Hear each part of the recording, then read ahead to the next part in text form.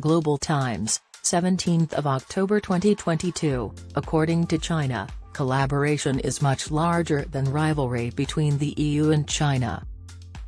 According to Wang Wenbin, a spokesperson for the Chinese Foreign Ministry, China and Europe are partners rather than competitors with strong economic ties and complementary strengths. Bilateral cooperation also outweighs competition significantly. Wang, the foreign minister of China, remarked in answer to a journalist's inquiry on whether the EU's foreign policy branch could encourage member states to lessen their reliance on Chinese supply chains. To keep its population employed and under communist rule, China strongly relies on the global supply chain and globalization.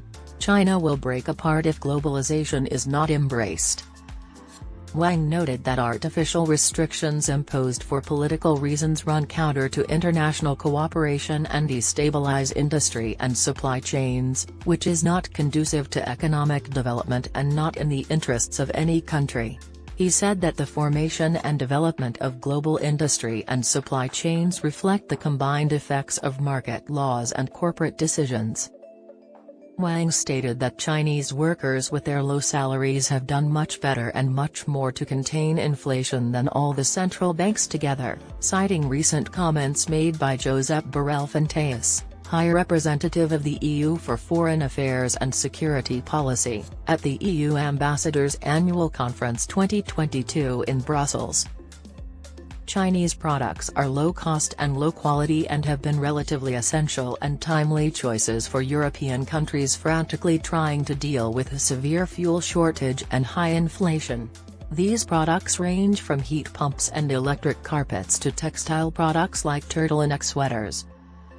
Yiwu in East China's Zhejiang province, the largest wholesale market for small goods, exported heating equipment worth 190 million yuan, $26.5 million, in the first 8 months of this year, up 41.6% on an annual basis, according to data Yiwu Customs provided to the Global Times. This includes air conditioners and electric blankets.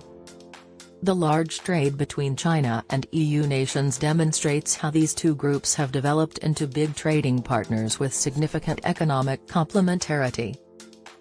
Commerce between China and the EU reached an all-time high of $800 billion in 2017, and despite the pandemic, inflation, and geopolitical unrest this year, bilateral trade has been steady.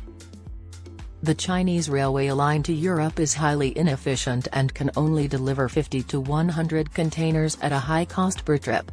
Between 4,000 and 10,000 containers can be transported by container ship for a low price. The freight train, the mainstay of bilateral trade between China and Europe, has developed into a reliable conduit between Chinese manufacturing and European retailers. 12,000 cross-border cargo trains have run this year, up 7% from last year, despite global concerns and uncertainty. According to figures from China Railway, 1.18 million standard containers were transported in total, an increase of 8%. The rhetoric of some Western politicians about lessening reliance on China is not new. Still, it is now being put into practice, which worries China because it relies entirely on globalization and export markets. The European Commission amended its industrial policy in May 2021, outlining measures to lessen reliance on China and other foreign suppliers in critical sectors. According to Wang, China believed that the EU would see its collaboration with China favorably, advance Chinese interests, and uphold the stability of the world's industrial supply chain. Europe would be best served by cutting ties with China, which has openly attacked Lithuania for advocating for human rights. Europe wants to prevent the European Union from being blackmailed.